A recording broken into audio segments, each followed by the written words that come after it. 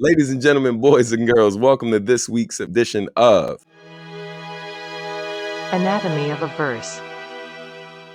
Peace World. My name is Substantial for those of you just tuning in. This week on Anatomy of a Verse, we're going to talk about the song Blessing It, which was a lot of people's introduction to me as an artist, depending on when you discovered my music. It was track one on the classic album Metaphorical Music, produced by Nujabes. Nujabes signed me to his label Hot Out Productions back in 1999. So it was the very tail end of the 90s when I first connected with Nujabes. Without further ado, we're going to get into it. But if you haven't subscribed to the channel already, please consider doing so.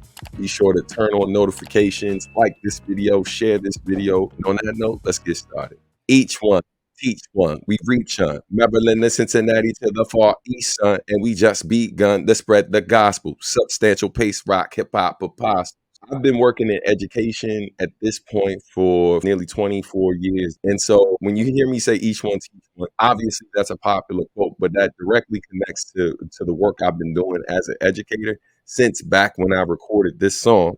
And fun fact, this song was recorded back in 2001. It was recorded in Tokyo, Japan, at Nujabes' studio with myself and Pase Rock. And when I mention Pase Rock, that's why it says Maryland to Cincinnati to the far east, right? Just connecting the three different areas that all of us were from, bringing us together. And we just begun to spread the gospel, substantial Pase Rock hip hop apostles. You know, what's crazy is I had that particular bar before we even called the song Blessing It. So when Pace came up with the hook for Blessing It, it just made that line that much doper in terms of the context of what the song was called. Shout out to Pace, man, for coming through with that killer hook and really just taking the song even further, you know. Far from preaching with this art you call rapping, taking y'all back before this all happened.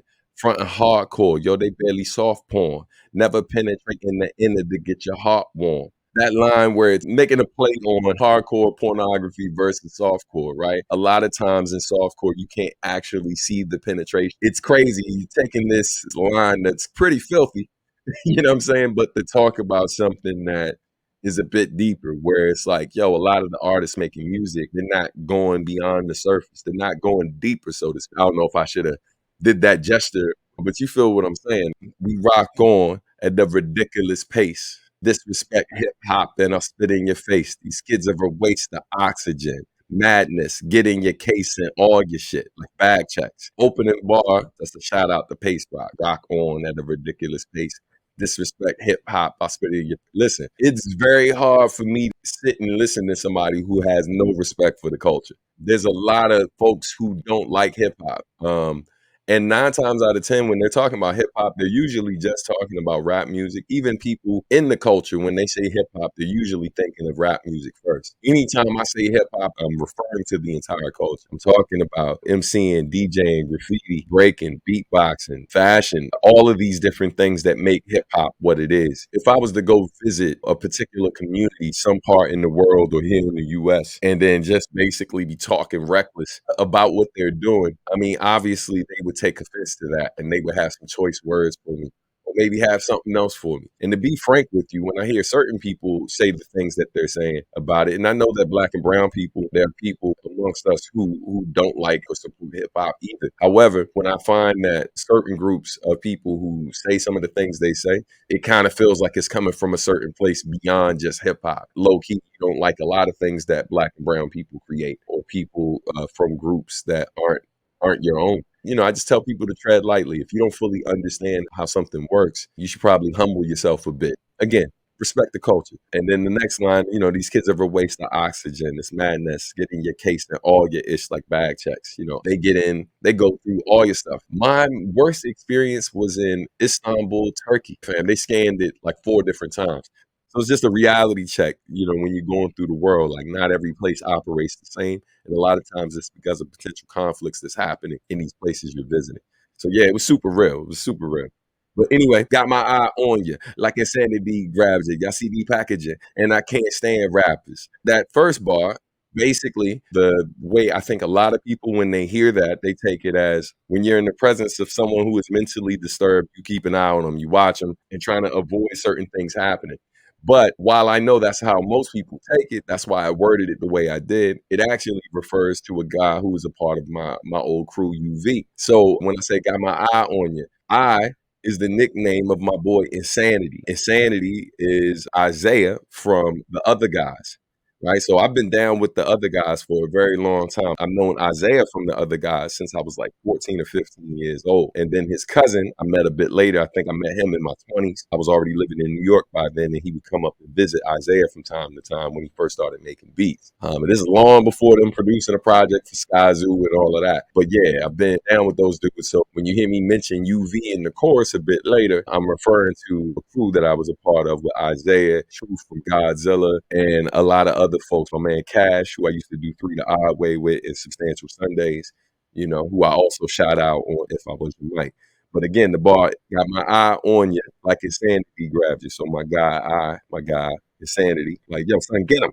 You know what I'm saying? You're bound to get ripped, then turned into garbage. Stay blessing mics. My followers pay homage. Those lines are pretty straightforward. But like for those who don't know, I came up as a battle rapper first and foremost. A lot of punchlines, a lot of wordplay. That's where it started for me before I started doing these songs that were a bit deeper.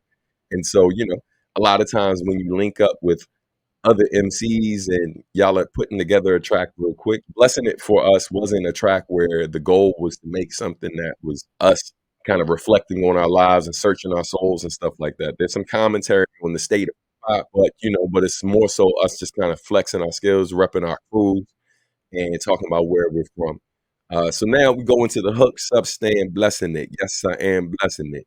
UV for life, hell yes, we stay blessing it. So UV was short for Unlimited Vinyl, which was it's the name of my publishing company, but it's also the name of a indie label that I used to run with all the guys, my crew at the time, which was also called UV, which stood for Ultraviolet. Shout out to the whole crew from my man Asif, Milio, Isaiah, my man Big Mike, Sky, R&B, Truth, Maria J. Yeah, man, shout out to the old crew. Shout out to my man Cash and my man Jay Gowdy, man, who, like, before UV, there was a group I was a part of called Scan, back in high school, man. So salute to all of them. Now, here's a fun fact about the hook. The hook that you heard here that I just said was not the original hook for the song. I wrote a hook initially before Pace came into the studio. His hook was it was simpler, it was more catchy, and it just worked so well. And so, yeah, it was a no-brainer. We're like, yeah, you win, son. We're using that. You got to be humble enough to know when somebody has something that's more efficient and works better for the overall goal, just humbling yourself and being like, yeah, okay, cool, that'll work. The original hook that was written for this was the beginning verse that me and Pace were going back and forth on. Children of the sun, watch out, here we come. Live in Brooklyn, Maryland's where I'm from. That was the hook. We won't stop till you had enough. That was the hook that I wrote for it. And it was just going to change up. And then what Pace ended up writing, that was his part of the hook too. That was the original hook for the song. Had he had not did that, the song probably would have been called Children of the Sun. Because literally that's how I had it written in my rhyme book. It's story time, son. At this point, like, me and Nujabes had words a couple times, and this was my second trip to Japan. I laugh about it now, but yo, we were hot. We were definitely testing the waters a bit. Because again, I've said in the past that we made some amazing things together, but a lot of times that we bumped heads in the studio. Before Pace got there, it was just me and Nujabes going back and forth. Shout out to my wife, she was there too. So what we were going back and forth on was like how I ended part of that later verse. As nice as you wish you were, Rick Mike saw my signature. Thought you said your shit was hot, it's barely room temperature. Now, how I was doing it at the time, and keep in mind the beat that most people know the remix, right? But the remix was not the original track. Back then, before he did the remix, the original version, that's what we were recording to. And so when I was trying to deliver it, the words were crowding, so it was hard to understand what I was saying. So what I did, I made the suggestion, I was like, yo, just let me record part of it. So I was like, as nice as you wish you were. Then pause, and then I'm like, thought you said it was hot, it's barely room temperature, right? So I left with space. And then on another track, I went back in and was like, Rip Mike saw my signature. And keep in mind, this is not something I do all the time, but it's something I've done before. And funny enough, I'm doing the song with Pase Rock does that all the time, right? Like, you hear it on various recordings he's done with Nujabes and other tracks. So when I did that, Nujabes played it back. And he was like, I don't think it works, and he's really going in on me about like, yeah, I think you should do it again. And I was just like, nah, I think it's all right. I was just like, that particular day, I was not having it. I was just like, nah, we're good. We're good, fam. He was really pressing the issue. And I really was just like, I've recorded all that I plan to record today.